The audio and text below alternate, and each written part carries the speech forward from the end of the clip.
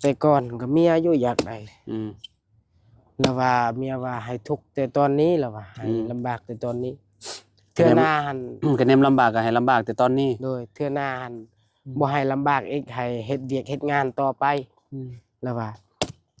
เพราะว่ามีพอแล้วโดยแต่ว่าเราคิดแบบนั้นนะเมียเราตอนนี้บ่ได้ลำบากให้ลำบากตอนเฒ่าเฮ็ดหยังก็บ่ได้ไปหาเงินหาหยังก็บ่ได้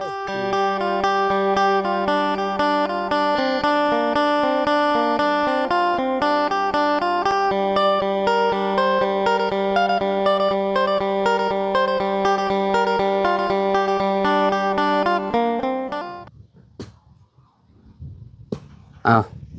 สบายดีและสวัสดีเนาะพ่อแม่พี่น้อง FC เบิร์สสุขูสู่คนเนาะบ่ว่าสิอยู่ในและกระต่างประเทศพี่น้องเลยเนาะมาพบมาพ้อกันคือเก่าคือเดิมพี่น้องเนาะเพิ่มเติมคือสร้างเพิ่นเมื่อกินข้าวกินน้ำพี่น้องเนาะพักเที่ยงเนาะโอ้เพิ่นกบได้หลายเติบแล้วพี่น้องเอ้ย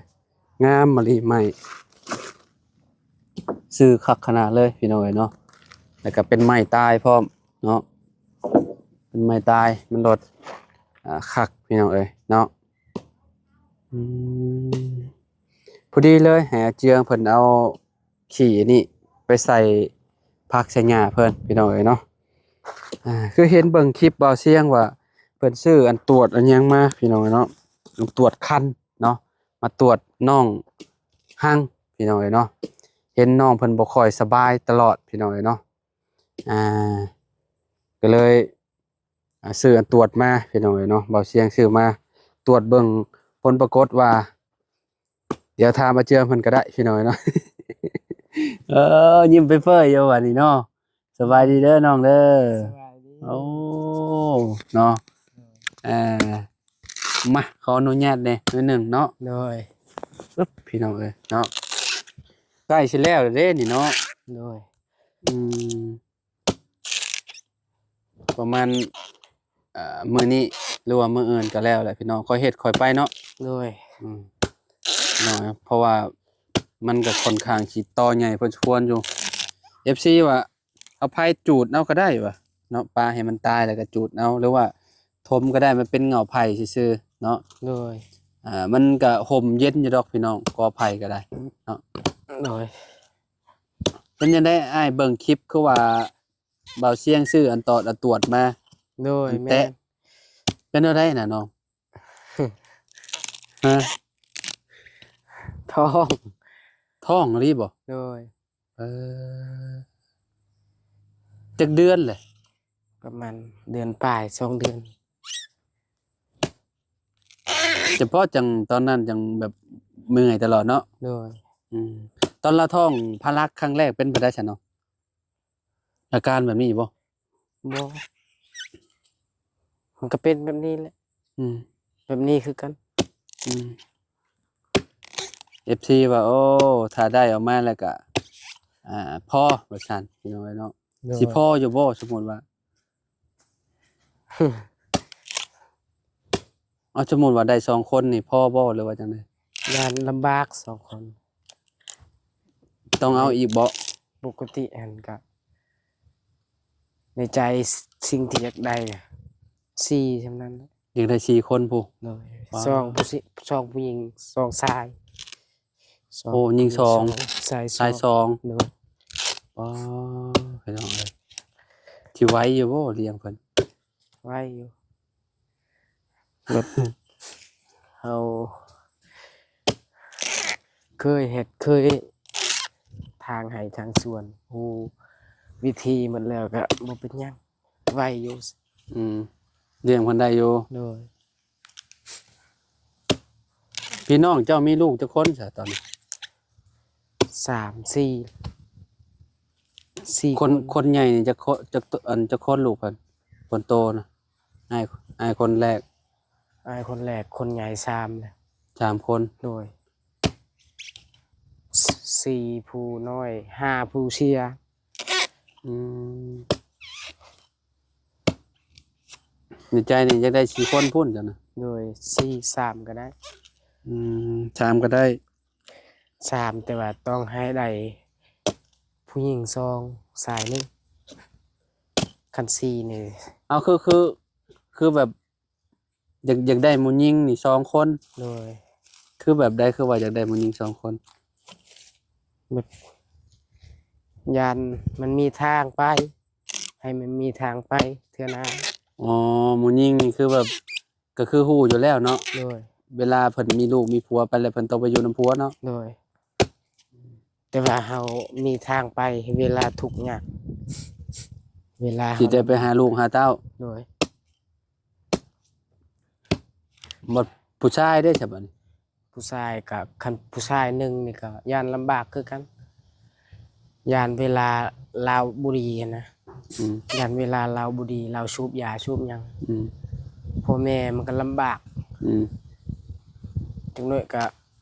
ยันตีพ่อตีแม่อี แม่ ก นตีพ่อตีแม่ เคยมีบ่ในหมู่บ้านนี่ มีแล้วคันมีซอง อ๋อแม่นแหล้วเนาะอยู่พุ่นเนาะ เลยแต่ว่าลูกมีซองคนนี่คันผู้หนึงเป็นบ้าในนั้นน่ะผู้หนึงอันสูบยาสูบหยังอยากตีพ่อตีแม่ยังมีผู้หนึงอีกเราตีบ่กล้าตีเราย่านน้องแบบนั้นนะ แม่ว่าเรายังสิซอยได้ว่า โด ซั่น ย ๆเนาะ น้องยังซอยพ่อได้นั่นน่ะ อืม อาอยากตีพ่อน้องก็ซอย อืม นั่นนะแบบนั้นแหละ มันอันนี้ก็อยู่น้ำข้นคือกันแหละพี่น้องเลี้ยงก็ได้เนาะคันว่าเลี้ยงดีก็ดีไปหั่นน่ะ โดย ลูกเต้าก็ได้เนาะเลี้ยงได้แต่ก็โตได้พี่น้องเนาะ โดย หัวใจเขานี่ เรียก เลี้ยงบ่ได้ได้พี่น้อง โดย เวลาเขาใหญ่มานี่โอ้ยเอาจักสิว่าจังไดพี่น้องเนาะ โดย อ่า คือแบบเพิ่นก็อาศัยเฮามาเกิดซื่อๆแหละพี่น้องเนาะบางคนก็ดีลูกเต้าก็ได้เนาะ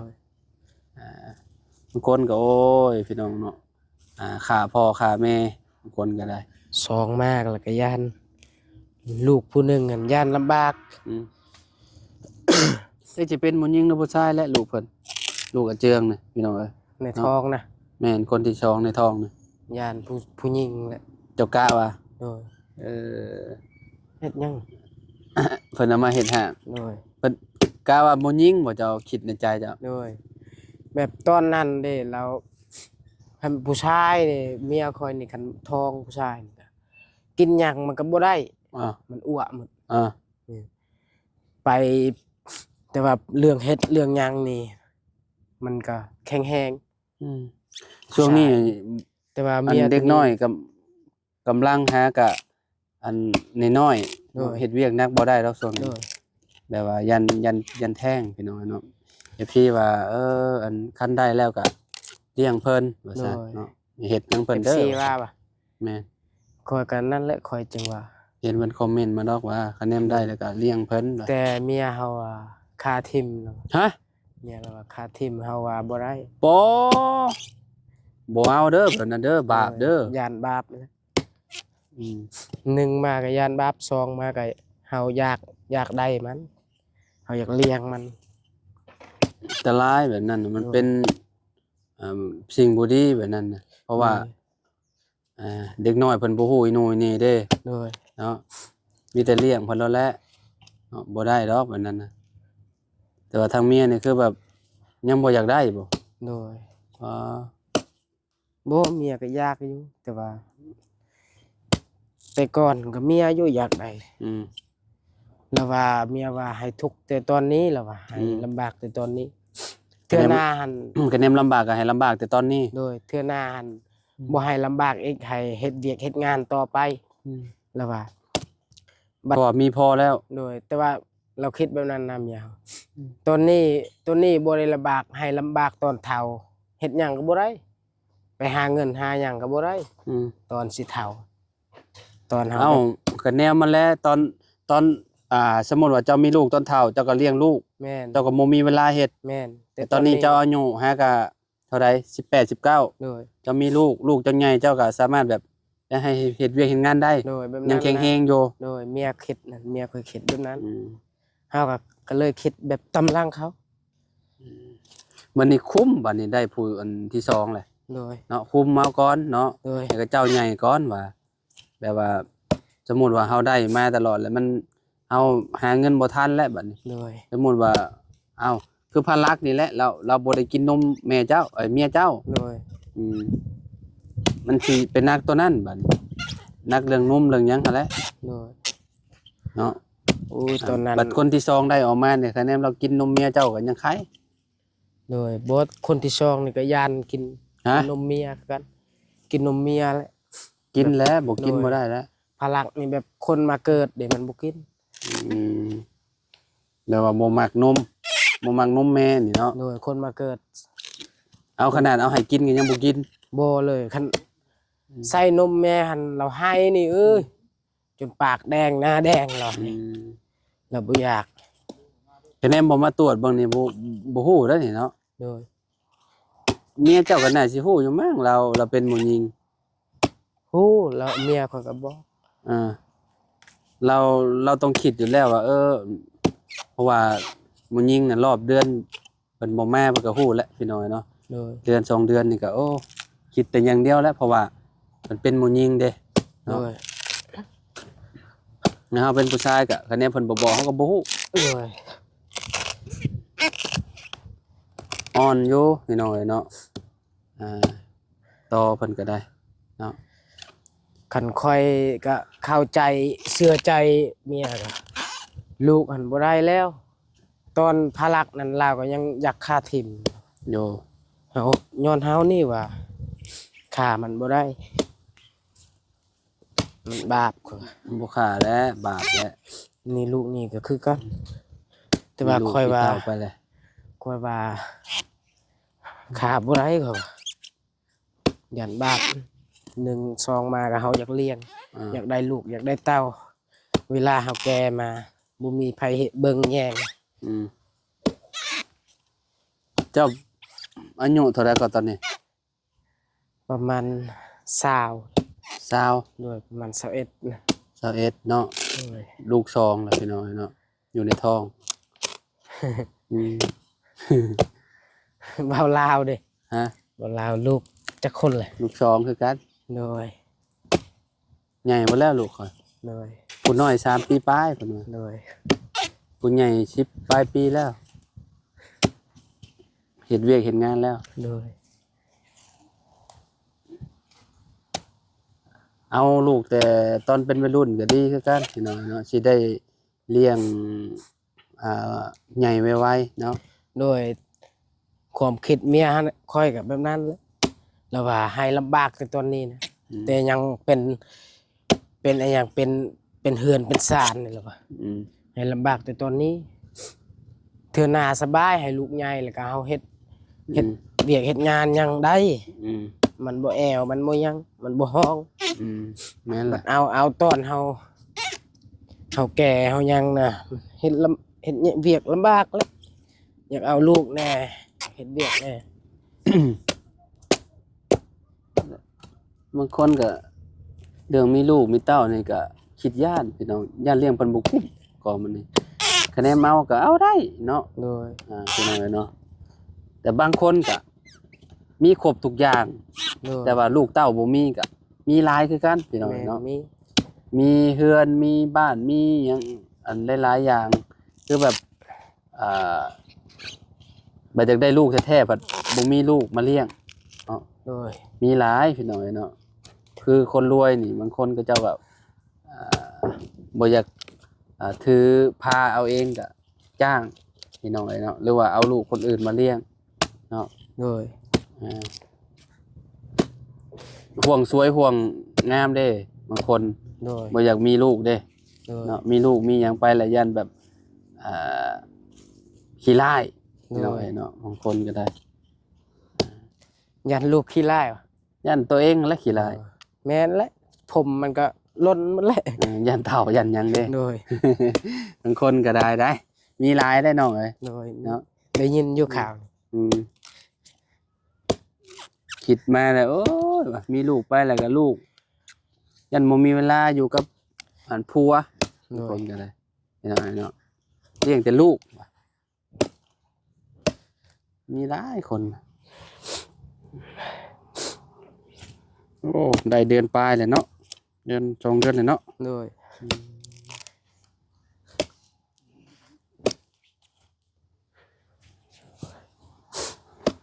พี่น้องเนาะทางสร้างมันก็มาแล้วบ่มื้อนี้น่ะแล้วบ่กบอืมกำลังว่าสิว่าโอ้สร้างเร่งมื้อนี้แล้วว่ากบใหม่ว่ะอืม บ่ได้ดับมื้อเช้านี่มันเป็นน้ำปักเสียบนี่แหละ โอ้ เขาปลดออกเทิงๆกันเด้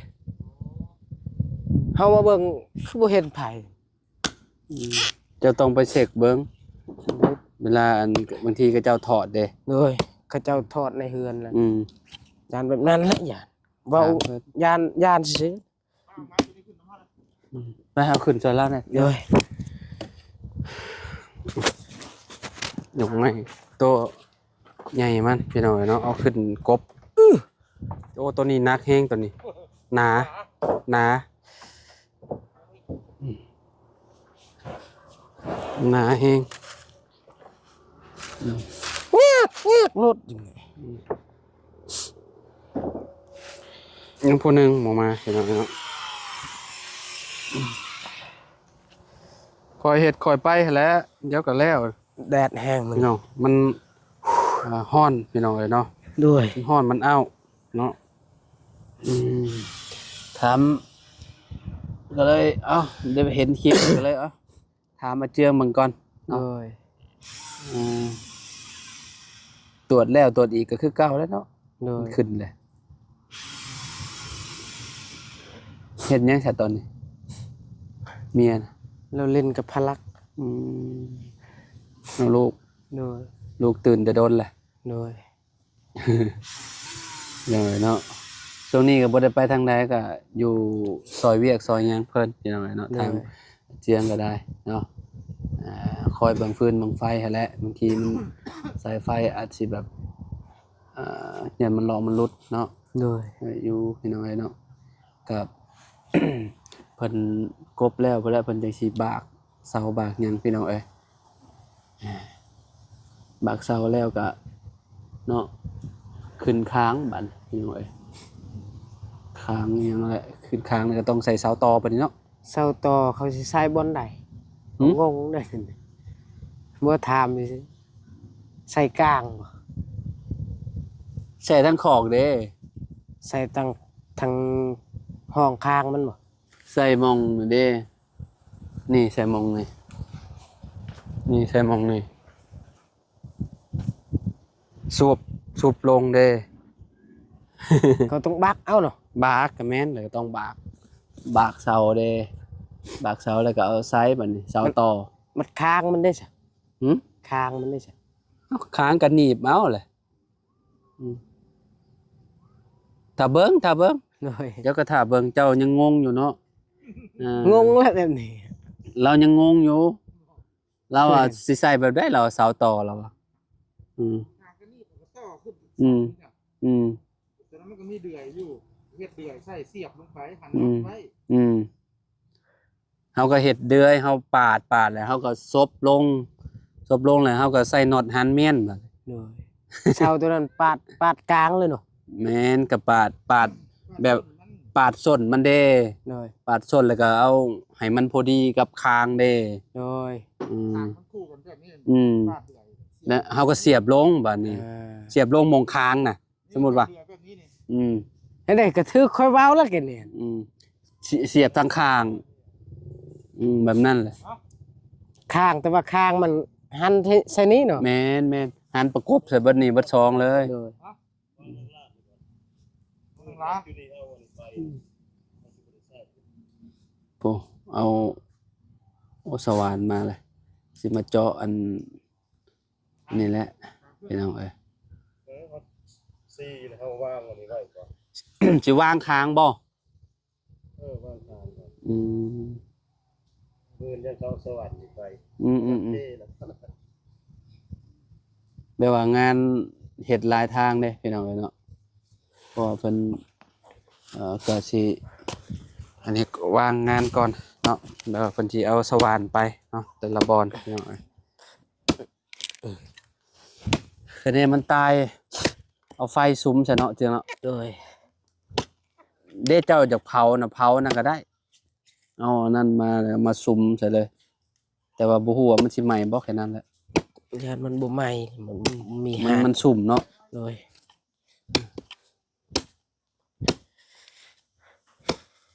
ช่างมันจะวางคางพี่น้องเอ้ยเนาะวางคางเฮือนอาเจืองแล้วเนาะกำลังสิประกอบ ใส่ข้างตัวนี้เลยไหม แม่ใช้คางเมียน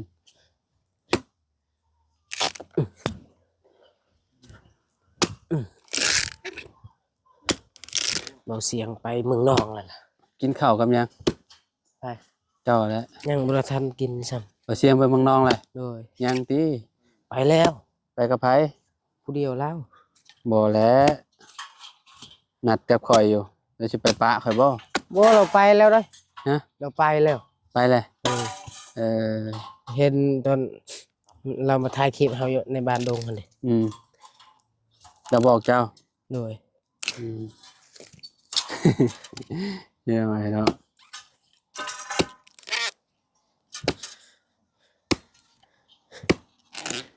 สร้างกำลังประกอบอยู่พี่น้อง ขี่รถ3ล้อม่วนแท้ ฮะ ขี่รถ3ล้อม่วน ม่วนบ่ คือมันบ่อยากลมเลยเนาะขี่ไปส บ่ บา ล่ ย มแล้ว3ล้อบ่ล่มเลย